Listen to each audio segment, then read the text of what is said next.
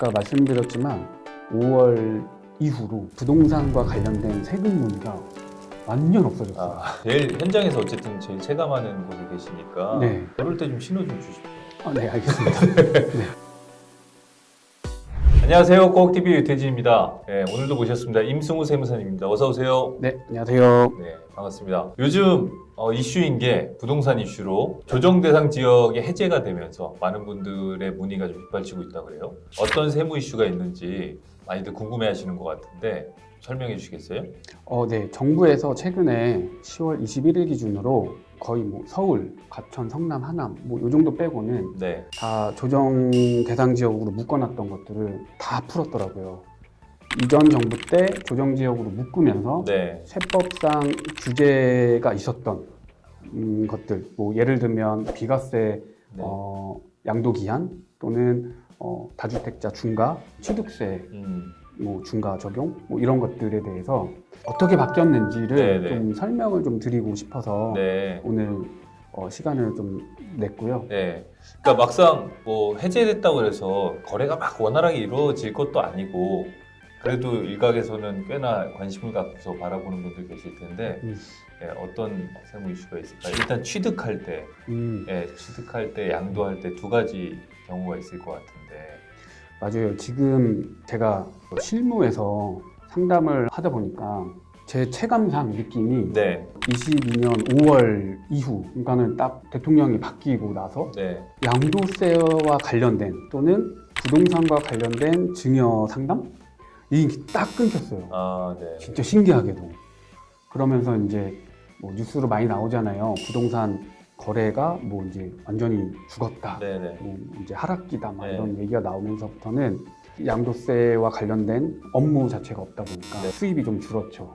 우선 그 조정 대상 지역으로 묶어놨을 때 부동산을 취득하는 경우에 네, 기존에 어떤 이슈가 있었냐면 조정 대상 지역에 이미 주택이 있는 사람이 네, 조정 대상 지역에 있는 주택을 추가로 취득을 하면 취득세 중과 이슈가 있었어요. 네, 그렇죠. 기존에는 뭐 일반 세율 1%에서 뭐 3%대까지 취득한 부동산에 대해서 취득세를 냈다면 이제 조정 대상 지역에 2주택인 경우에는 8%, 그다음에 뭐 다주택자, 여기선 다주택은 3주택 이상인 분이 네. 취득하게 되면 취득세 또 중과 이게 있었는데 이번에 내가 취득하는 주택이 조정 대상 지역이었는데 얘가 풀리면서 기존에 내가 가지고 있던 주택이 조정 대상 지역이 있다면 네, 풀린 지역으로 인해서 비조정 지역이 됐잖아요.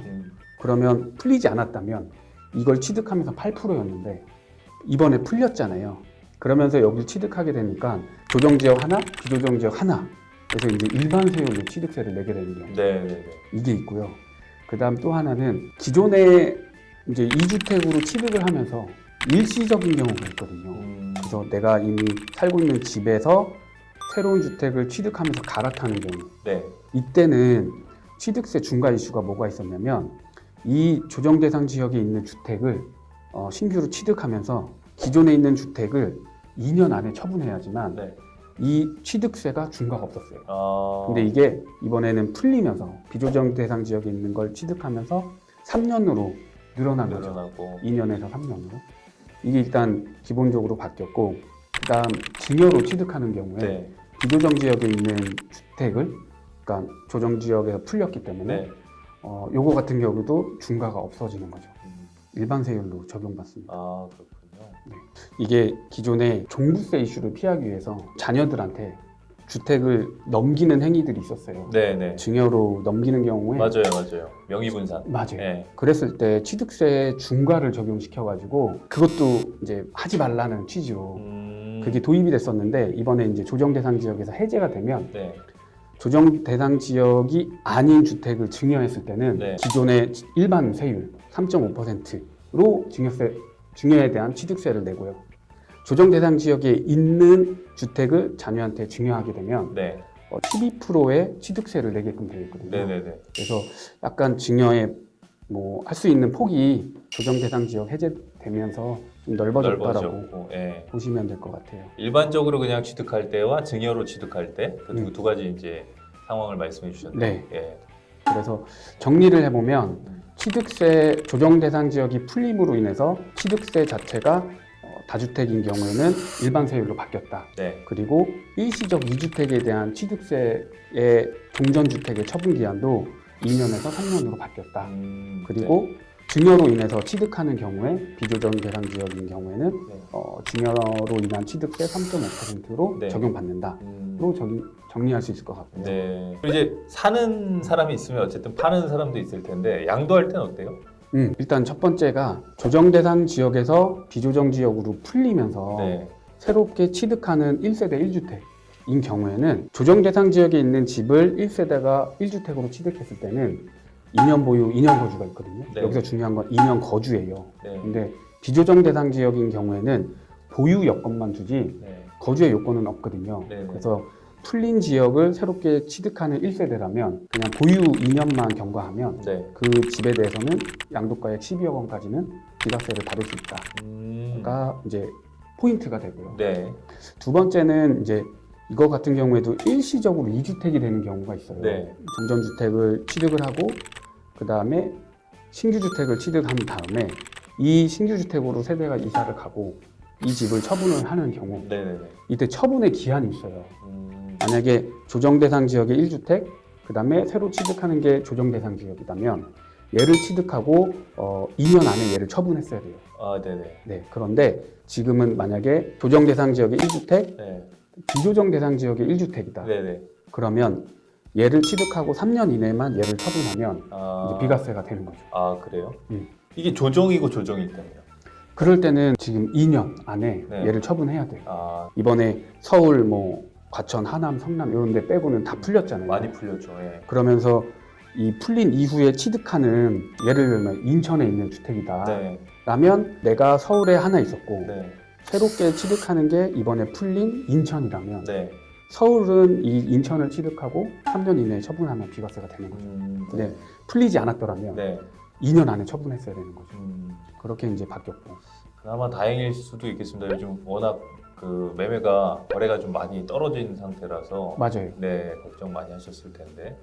그리고 또 하나 이제 추가로 설명드리고 싶은 건 이제 조정 대상 지역에 있는 네. 집을 처분을 한다면 이 경우에는 다주택자 중과 적용이 있거든요. 네네네. 물론 지금 현재는 23년 5월 9일까지는 다주택에 대한 중과 적용이 없어요. 아, 이게 내년 가서 연장되지 않고 소멸한다면 네. 이제 다주택자에 대한 양도세 중과 이슈가 있는데 예를 들어 내가 비조정 지역, 그러니까 이번엔 이제 비조정이죠. 인천이 조정 지역에서 풀리면서 내가 인천에 있는 집을 내년도 예를 들어 5월 10일 날 처분한다면 지금처럼 중과 적용이 없이 일반 세율 적용과 장기보유 특별공제를 받는 거죠. 근데 만약에 인천이 조정 대상 지역에서 풀리지 않았다. 네. 그리고 내년 23년 5월 10일부터 내가 다주택이라면 얘는 중과세율 적용받고 장기보유 특별공제가 배제가 되니까 세금이 엄청 늘어나요. 네.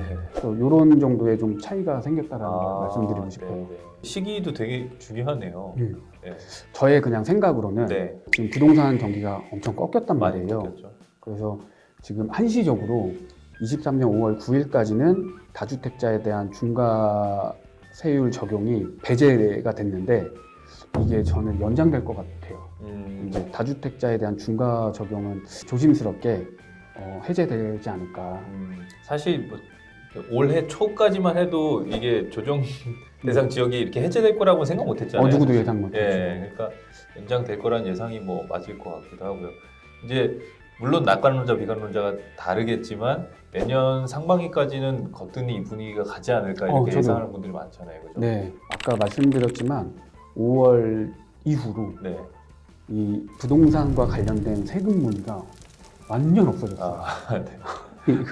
이런 분위기를 봤을 때는 네, 네. 이어지지 않을까. 네. 그리고 다시 경기가 살아난다, 부동산 경기가 살아난다라고 하는 바로미터는 저 같은 경우에는 이 부동산에 대한 세금 상담이 많아지면 이제 사람들이 조금 이렇게 심리가 바뀌지 않았나.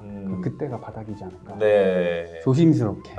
그러네요, 예상해봅니다. 진짜. 제일 현장에서 어쨌든 제일 체감하는 곳에 계시니까 네. 그럴 때 좀 신호 좀 주십시오. 네, 알겠습니다.